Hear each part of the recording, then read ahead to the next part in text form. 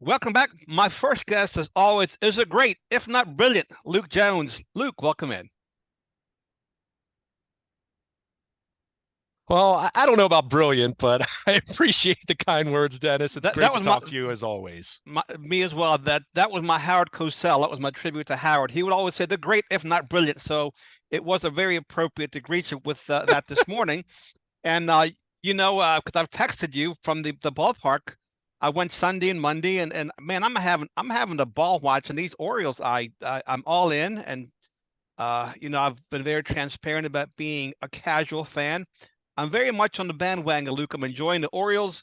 I'm enjoying all the rule changes. I'm enjoying the faster pace of the game, having more hours in my day. They're checking a lot of boxes for me these days. Yeah, and going into the final game of this homestand with the second best record in baseball, 13 games over 500, and it's been fun. It is, and we've talked about it. And as you mentioned earlier this week, I mean, you have an opportunity to see Shohei Ohtani pitch and hit on Monday night. Wasn't the outcome the Orioles were looking for, but just from a baseball fan standpoint, Yeah. one of those players that you tell your kids, your grandkids about that you saw them play. I mean, that's the kind of generational talent Shohei Ohtani is. And that's why I've talked about this a lot with Nestor. I talk about this a lot with other people in my life, just talking sports, where I just say, enjoy this guy. I don't know how long he's going to continue to pitch and hit at such a high level doing both because I mean, the comparison is always Babe Ruth. Babe Ruth only did it both for a very short period of time. So even looking at that, I mean, it's he's very much rapidly approaching uncharted territory here. So that was awesome to see. But I think for the Orioles, good to see coming back and winning the next two games after the defeat on Monday night, and a chance to wrap up the homestand on a high note and head back out on the road, which is going to be a challenge going to Toronto and the Yankees coming up as well. So business is going to pick up a little bit, although it has here of late. We've talked about their schedule being more challenging, but I mean, it is really becoming more and more appointment viewing, watching the Orioles on a nightly basis because of some of what you mentioned with the rule changes and easier to watch, and it's over by 9 o'clock a lot of nights with Yeah. these 6:35 starts. But they're winning games and they're putting themselves in position to have a really, really fun summer. Yeah, Wednesday night, as an example, I'm working on my fishing gear. I'm restringing lines and putting together lures and whatnot, and straightening up my tackle box. Next thing you know, the game's over. So for me, it's something nice to have on TV. I love the pace of the game. And circling back to Ohtani, he is must see. I was very grateful to witness what I did. I was rooting for him to get a double. I don't know how many other Oriole fans were, but I wanted to see history. If you're going to lose, you might as well be at the wrong end of a historical event.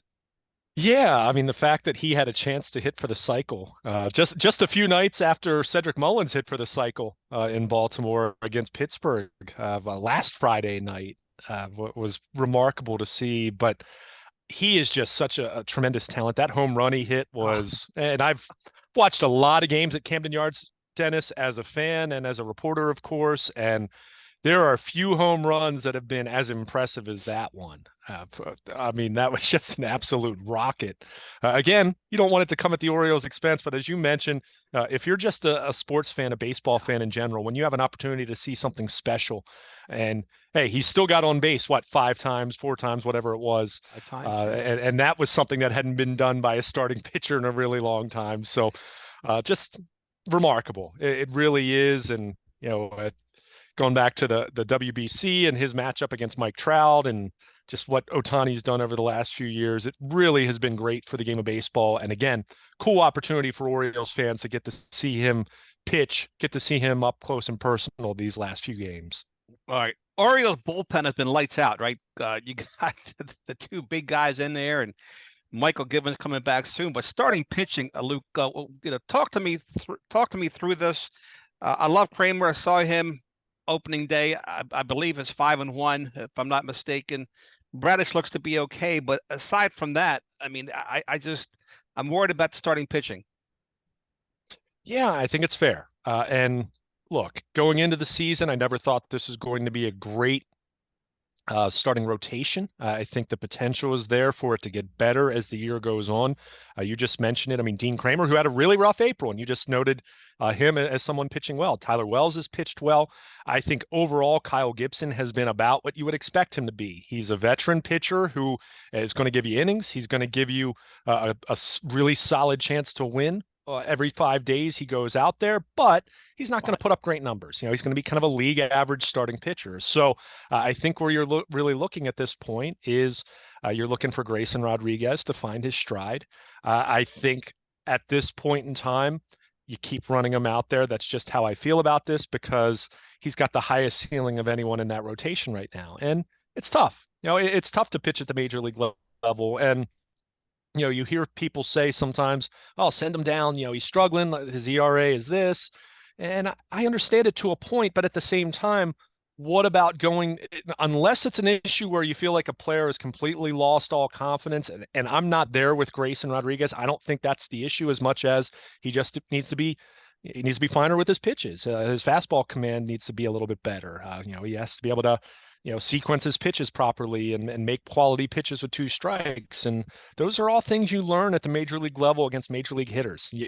There's no magic way to learn that against AAA talent, AAA competition. So it does need to be better. If for no other reason, I think you run the risk of leaning so heavily on that bullpen that you get to August and September that those guys just aren't quite as effective. And I think the Orioles may have dealt with a little bit of that last year, although it's tough to gauge because they traded Jorge Lopez at the trade deadline and hindered their ability to make the playoffs as a result, even if just a little bit. But that it's kind of where they are, and I think that's why for me these next couple months are going to be so fascinating because I think there are going to be some opportunities at the trade deadline. When you look at some of the talent they have at AAA, look how well the Tides have played, but you have guys that kind of feel like they're at a point where they have nothing left to prove at AAA, whether you're talking about a Jordan Westberg. I mean, Colton Cowser hasn't been at AAA for long, but he's absolutely raked.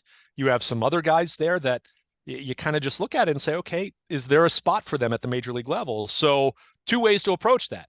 You can potentially deal any of those players, or you look at the major league roster and say, is there someone on the major league roster that we deal and you say, okay, well, I don't want to do that. I have a contending club here. But if you feel you have someone at AAA who's ready to slide in and be as good and maybe be better long term, might you be better served to deal someone to go get a starting pitcher? So, I think that's going to be those are going to be some of the options that are there for Mike Elias, and we'll see how it ultimately plays out. I think finances certainly factor into this equation, and questioning ownership and payroll and willingness to spend money if the right opportunity presents itself. But yeah, I'm with you, Dennis. I mean, look, the Orioles haven't had a great starting rotation, and you still see where they are in the standings. So I'm not going to sit here and say that they can't make the playoffs without a better starting rotation. However, if you're going to ask me what they can do in October, yeah, I feel like you're going to have to upgrade there. You're going to have to get some improvement there. And I'd be remiss if I didn't mention, keep in mind, they are going to be in a position where they're going to be getting some guys back, Mhm. where you look at, where they're going to be. So the rotation can get better, whether it's a DL Hall, looking at drawing a blank here.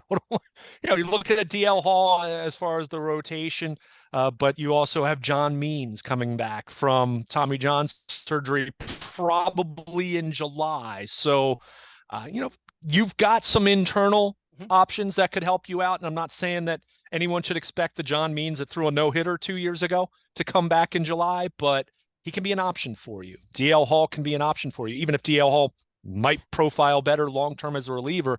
They do have some other guys that, Drew Rom has pitched well at AAA. So Cole Irvin is back in the majors and pitching out of the bullpen. So, so they have options. But again, as it pertains to upside, yeah, other than Grayson Rodriguez really finding his stride, which I'm not saying won't happen, you do kind of look at this and say, is there a move to be made that they can go out and get a number one pitcher, or maybe not even a number one, but say an excellent number two kind of pitcher? I mean, Eduardo Rodriguez, the Orioles saw him pitch a couple times for Detroit. Mhm. Once upon a time was an Orioles prospect. He's the kind of guy that might be available via trade that you can go out and get if you're willing to take on a contract that does include some real money. It's not insane money, but it's real money for the next couple years. Are you willing to do that? So those are ultimately things that they're going to have to look at and ultimately decide upon. But I think your concern is valid in the sense of I think the rotation's been better than it had been earlier in the year, but certainly still not the strength of this team. And if you want this bullpen to continue to do what it's done, you're either going to need better starting pitching, a little more length out of that, or you're going to have to score more runs, which that's easier said than done as well, because they've just played a lot of close games, which is a credit because they've won those games. But uh, history would typically tell you that if you're playing that many close games, playing a lot of one-run games, you tend to experience some regression to the mean. And not saying that that'll happen entirely with the Orioles, but it does make it more challenging. So yeah, they need to get more out of their starting pitching, and the hope is that they'll get that as the season goes on with potentially some internal candidates. But yeah, I think you'd love to see them be in the mix to make a major move at the trade deadline to augment that rotation. The Orioles have done a really nice job, the front office, of taking discards from other teams and uh, picking them up. Whether it's and look at the victory over the Angels Wednesday night. Bradish came from a trade from the Angels. Colombe was purchased from the Twins. Cano trade with the Twins, and also Batista. He was released by the Marlins. So they've done a very nice job, not just with the farm system, but they've picked up some players that have had a positive impact on this team this year.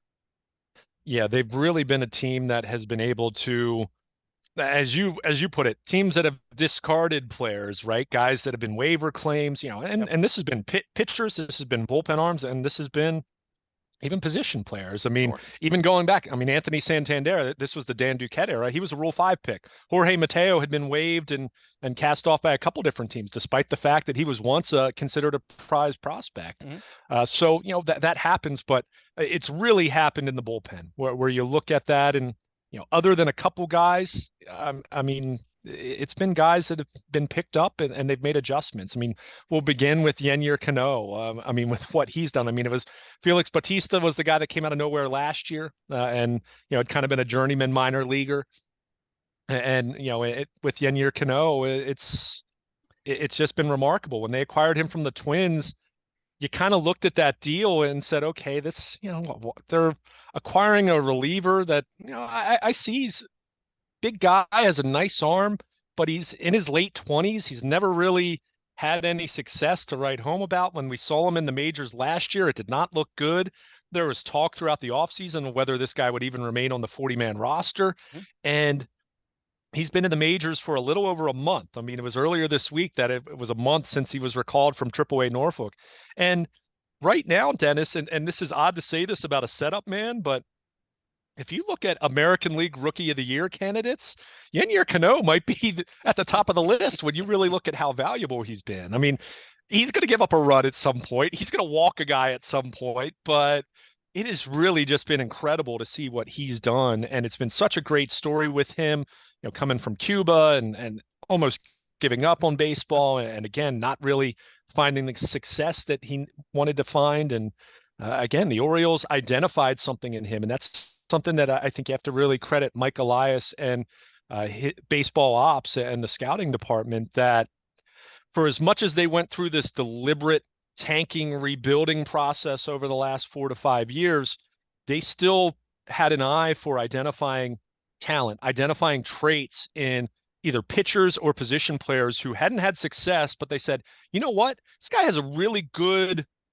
whatever pitch, or this guy has a really good skill set that we think with some of our player development and some of our adjustments and the technology we use to cultivate that we can make some adjustments here and turn this into a productive player for us. And they've done that. It doesn't mean they bat 1,000 doing it, but they've done that. And again, to see it firsthand again on Wednesday night, Yennier Cano comes in and just, you know, easy 1, 2, 3, eighth inning to turn it over to Batista for the ninth. I mean, it's been fun to watch, and it's something that you have to be able to do. It's great to talk about spending money. I spent 2 minutes talking about it just a little bit earlier in our conversation, and that's part of it.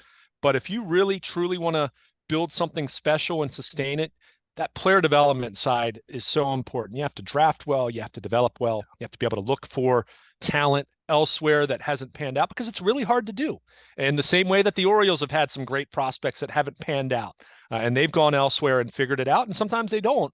At the same time, you can identify players that were somewhere else and didn't work out for whatever reason, but if you identify that there's something to work with, it's kind of that ball of clay, right? That you can mold it and kind of manipulate that a little bit and turn it into something that can help your ball club. The Orioles, we saw it last year with the bullpen. We're seeing it again this year with some guys that you wouldn't have expected to emerge, and they have. And it's been so important for this team because their bullpen has been so vital to their success. Yeah, lots to like about the Orioles. It seems like they have a lot of confidence. They feel like they're never out of it. They feel like they can come back against any team, no matter the score, which is a far cry from a couple of years ago when they were hopeless, in the third or fourth inning. Right, we talked about this before. Now there is some swagger and some confidence about this team.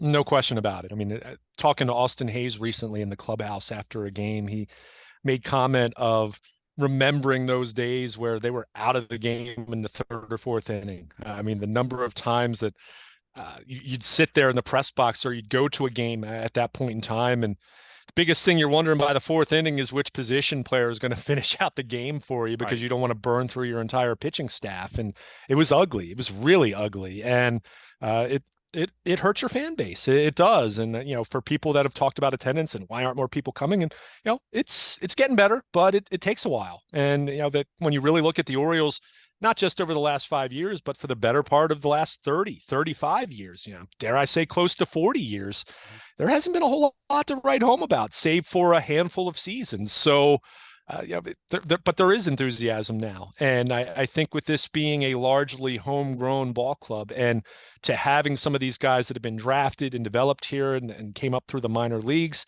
I think fans can identify with guys a little bit more and they want to buy into it a little bit more. So there's still work to be done. And as much as we talk about spending on free agents or trading for guys, you'd love to see a couple contract extensions mixed in there. And again, that's a question for John Angelos and ownership that until we see otherwise deserves skepticism. But in the meantime, it's been really fun to watch and they're never out of it. They rarely make it easy. As I mentioned, they're playing really close games, but when you have the bullpen that they have, they found a way. And it's just, it's been so refreshing to watch going back to really last June when things really started to turn around, really July, with the winning streak and all that. But it's just, it's a good time to be an Orioles fan. And haven't said that very many times really over the course of my life, but this is certainly one of those times where that description is appropriate. Luke, you alluded to it at the beginning of our segment in terms of the talent they have with the farm system, and particularly in the middle infielders. Right, there seems to be a bit of a logjam forming, which is not a bad problem to have. Middle infielders can play anywhere on the field except pitcher and catcher. You can move them around. So they'll have some significant trade bait should they choose to go that route. You have Jackson Holiday, for instance, who's doing a really nice job in the minors right now, but they do have some guys coming up, and they're all playing that shortstop, second base. Of course, you can slide them over to third as well, but they do have a lot of prospects at those positions. They do, and that's something that you want to have, quite frankly. Yep. If to, we talk about this a lot, and you and I spend so much time talking about football. You talk about the term being strong up the middle, and that obviously applies in baseball when you're talking about catchers, but more so shortstops and center fielders, because the idea is if you can play shortstop or center field, you can probably move to other positions. Whereas Yes. if you draft someone who's already a first baseman, really the only thing they can probably do is Right. DH, right? If you draft someone who's a corner outfielder, the only thing they might be able to do is move to first base. So, and that's not a hard and fast rule, but that's No. generally how it works. So you want better athletes, right? You want guys that can potentially move around the diamond, and someone might start out as a shortstop and they wind up at third base. And we're seeing that with Gunnar Henderson right now. You just mentioned Jackson Holiday, who, my goodness, to see what this kid is doing at high single A already. where he is just absolutely raking for Aberdeen. It's funny. I remember talking to someone earlier this season about the possibility of Jackson Holliday. Maybe he'd see the major leagues by the end of next year. Now I'm starting to think, how are you going to keep him out of the major leagues next year? I mean, that's how good he's been. And he'll go through a slump at some point because this is really tough.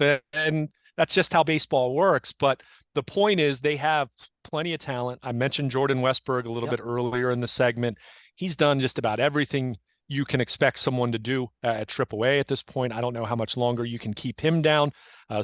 Again, there's always the trade possibility. And at some point in time, because you do look at the Orioles, and while there are some interesting arms in their system, certainly they're much more, they're much more, that have much more depth at the position, position players, looking at it from that standpoint. So that's part of it. But you look at these infielders, yeah. I mean, we've seen Joey Ortiz come up and hasn't necessarily shown it with the bat yet, but even on Wednesday night, he spells Jorge Mateo, makes a couple great plays in the field. I mean, you see what kind of defensive shortstop he is, and there's value there, even if it's as a utility player. So and that's part of that's been by design, not just to draft middle infielders, but to move them around and to have guys that can play multiple positions, and that's been something they've wanted to do. And some of these outfielders or some of these middle infielders you might even see in the outfield at some point in time. I know that's something that has been mentioned and talked about. I mean, we've seen it with Taron Vavra, who was a middle infielder, and now we've seen him, play right field for the Orioles at Camden Yards. Westberg is someone that I think could end up seeing some, maybe not regular starts in the outfield, but sporadic. He could be a super utility kind of player when he gets that call, which again feels like it's going to have to be at some point because he's just been so good at AAA. But these are good problems to have. You want to have, we talk about this a lot with the Ravens and deep depth and good problems to have and who's going to play where and all of that. One, you're going to have injuries. Two, you're going to have guys that are going to struggle. And three, I mean, prospects are still prospects, right? And as much as you think that a guy's going to be this great player, it doesn't always pan out that way. I mean, it has with Adley Rutschman, with Matt Wieters, and I don't want to say he didn't pan out. Matt Wieters was a multi-time All-Star catcher, but was he Johnny Bench? Was he Joe Mauer with power? No, he didn't really fit that description. So, so much of this is just projection, and it doesn't always play out that way. But the more and more options that you have at these different positions, you're just improving your chances of, one, being able to field a great major league club, and two, giving yourself some organizational depth from which you can then trade to add and augment at other positions like the starting rotation. Great stuff, Luke, in regards to the Orioles. Let's shift over to the Ravens, show them a little bit of love in their offseason. Great to see Marlon Humphrey and Roquan Smith so much involved so early. They're getting involved with the workouts. They're getting involved with the city. It's just refreshing to see these guys. But the question I have, what about the offense? I would love to see, and I've mentioned this on Twitter, I'd love to see the offense match that intensity. I just don't see it. Yeah, and as I wrote earlier this week at BaltimorePositive.com, I'm willing to give this to the start of OTAs before I'm really going to get into Lamar Jackson and being there. But your point, I think what Mike McDonald had to say was very telling. I'm guessing John Harbaugh privately was pleased to hear him speak in the terms in which he did about Roquan Smith and Marlon Humphrey. And look, I'll reiterate what I said. I believe I said this to you when we talked last week. When you're out there for the football school workouts, it is very rudimentary. It's very elementary. It's very basic. It's basically a walkthrough. It's maybe a walkthrough on steroids. They're not even wearing helmets and shells and all that. But your point's well taken. And I think for me, again, this question or this conversation becomes much more pertinent and much more relevant if Lamar Jackson's still not there next week. But I'll point out, and this is where your criticism, or at least asking the question, let's say, applies to some other guys on the offense. I haven't seen Ronnie Stanley out there. I haven't seen Mark Exactly. Andrews out there. And again, it's still very early. All these guys are there for OTAs. To me, it's a non-factor because they still have 3 weeks of OTAs and they have a week of mandatory minicamp and they have all of training camp. But It's a fair question. And I'm not going to sit here, Dennis, and say that you're wrong in asking that because I don't feel that way. It's voluntary. I get it. At the same time, this is a team that, let's face it, and I've talked about this with Nestor a lot here recently. We focus so much on Lamar, Mhm. and because the quarterback gets too much criticism and too much credit in certain scenarios, but that's just the player that everyone's going to point to in the same way that the head coach gets all of that as well. But you look at this team in its totality, other than Justin Tucker, and by no disrespect to Tucker, he's a kicker and he was a rookie at the time. And look, he had a really important part in that. Yes, But he did. I mean, this team hasn't gotten out of the divisional round in over a decade now. I mean, that's just reality. So all of these guys are feeling that same kind of rep where when are you going to break through? It's great to talk about regular season success. And look, you need that regular season success to get into the tournament, right? To get into the postseason. But if you want to get to the next level, what are you doing? What are you doing to go above and beyond to make that happen? And look, do I think being there for football school is the end all be all? Do I think it's necessarily all that high on the list? No, probably not, if I'm being totally truthful and sincere with you, Dennis. However, is it is it a byproduct of needing to have a little more of that drive and urgency? I don't know. Well, time will tell. Like I said, if we're talking about some of these, some of the aforementioned names not being there for OTAs, then with Monken and the new offense and trying to help younger guys come Yeah. along, then I think that becomes a more valid criticism at that point in time. So we'll see. Ultimately, I've said that I expect Lamar to be there for OTAs. The general expectation across the league is that quarterbacks are there for OTAs, and I would think specifically when you're coming off of getting a $260 million contract, expectations are there for you to be there for OTAs. So if he's not, I get it. People will say it's voluntary, and some people will say that they don't care about that. But at some point in time, you need to start, if you're truly all in and that focused and that obsessed on winning a Super Bowl, I'm not being there. I'm not sure that's the best approach to take, even just from a perception standpoint with your coaches and your teammates. So we'll see. Again, I don't. I'd be lying to you if I cared, if I was really even pretending to care about football school attendance.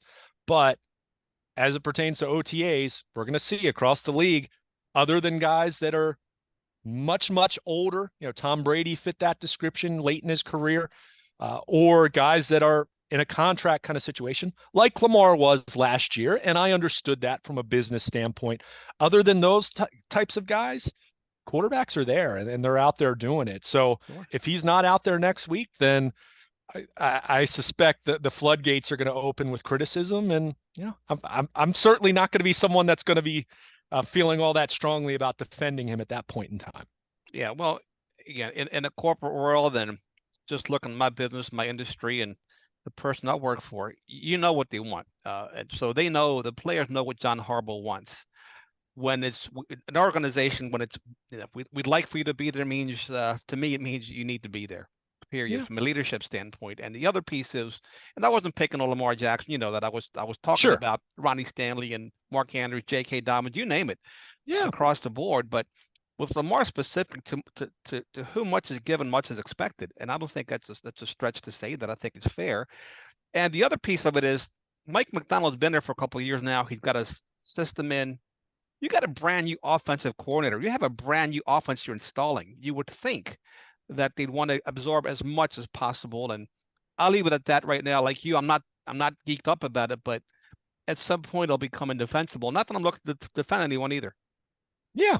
I think that's fair. And again, like I said, you look at OTAs across the league. I mean, if Patrick Mahomes is there, and look, I want to be clear about this. Patrick Mahomes in some recent years hasn't necessarily been in Kansas City for this part of the offseason Sure. and has even had times where he's brought his skill players to where he lives, or they'll do a little retreat or whatever, and they're working out and doing something like that. So it doesn't necessarily have to be that. And look, I'm not suggesting that Lamar's not working or that Lamar's not even working hard.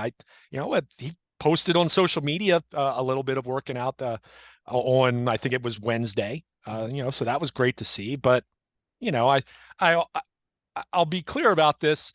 it's contrary to popular belief. Just because something doesn't take place on social media doesn't mean it didn't happen, and vice versa. If it does show up on social media, it doesn't mean that it's authentic and where it needs to be. And I don't say that about Lamar. I say that about anything. Now, But look, I didn't see the clip. Was he working out on the home gym or on his home the entire gym or something else? I'm saying it he tongue in he was cheek, of course. of course, of course. No, it looked like it was just a field I assume in South Florida. I saw palm trees in the background, so it wasn't Owings Mills. But Okay.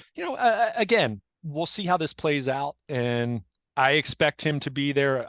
I'm sure the Ravens, if they didn't expect him to be there for football school, which I think there was at least a strong hope that he would be there, from what I've gathered.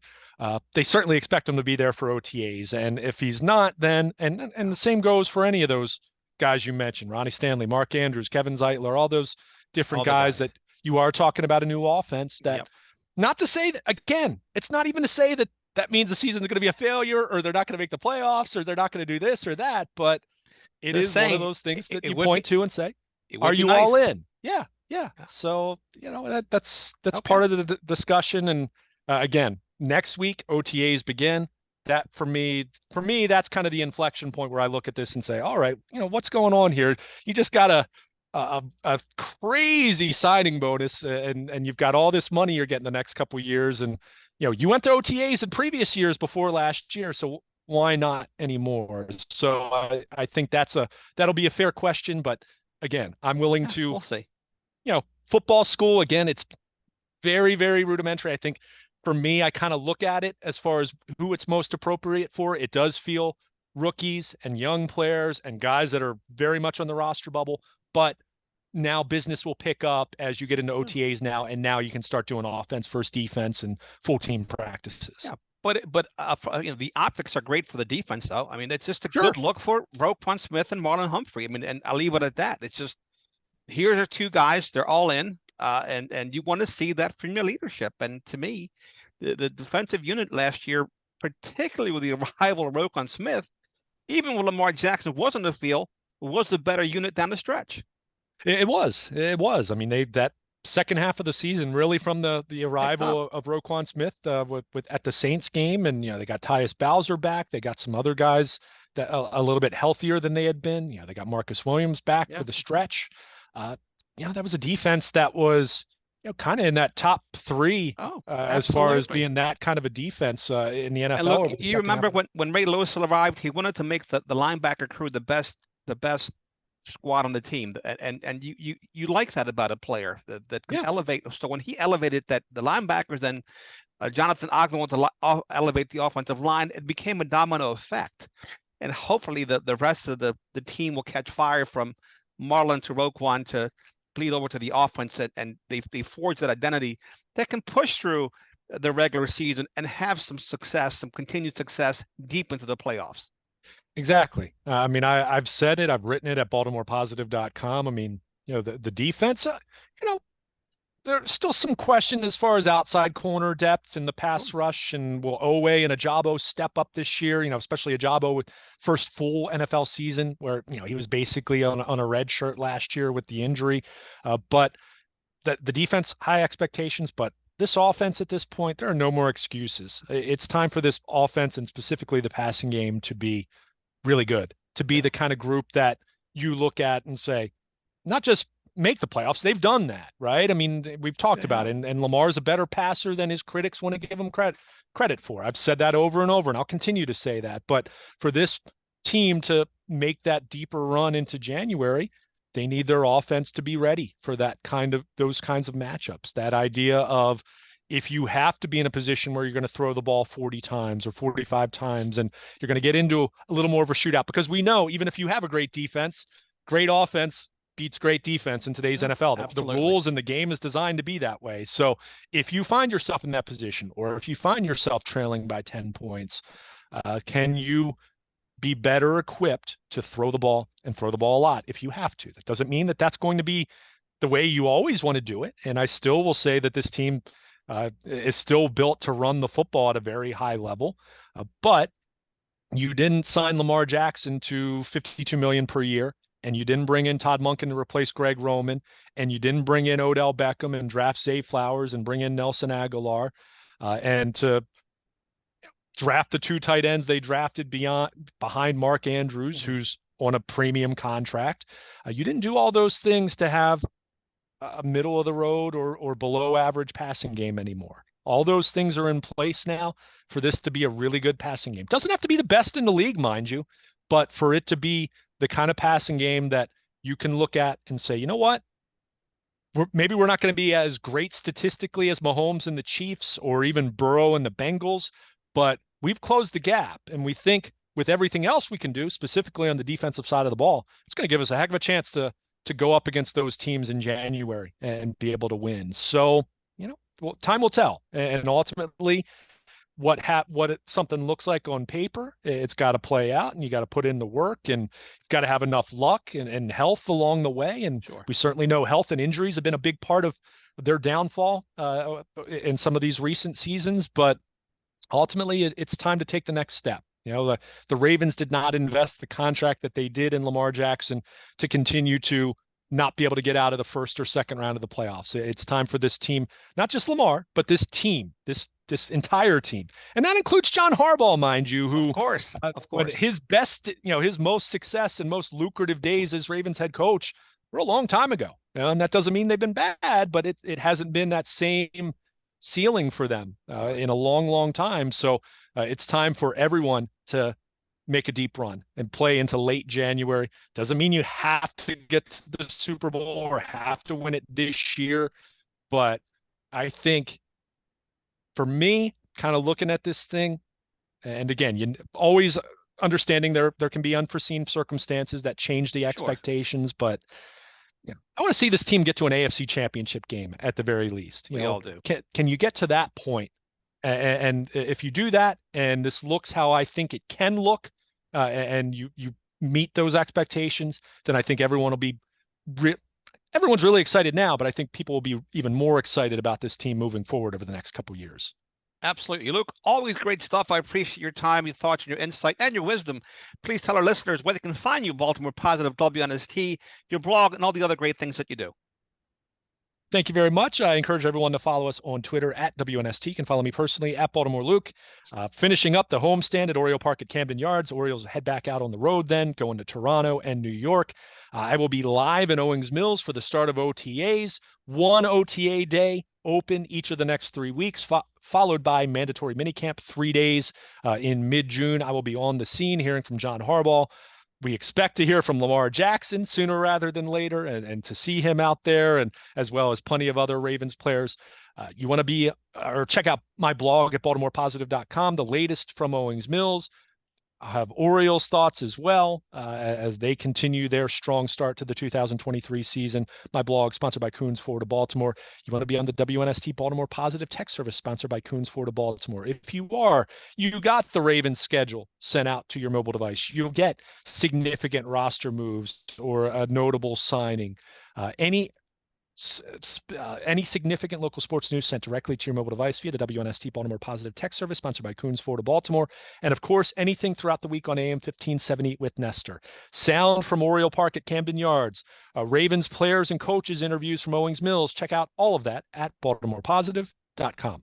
All right, my friend. Always fun having you on. Have fun today and the rest of the week and the weekend. We got Preakness, we got lacrosse playoffs, we got all kind of great stuff happening. PGA, you name it. Great time to be a sports fan.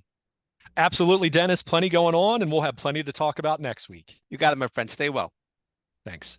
My pleasure. There he goes, Luke Jones here, the great, if not brilliant, Luke Jones here on WNST. Catch him here on Baltimore Positive. With that, we'll take our next break. Come back right after this.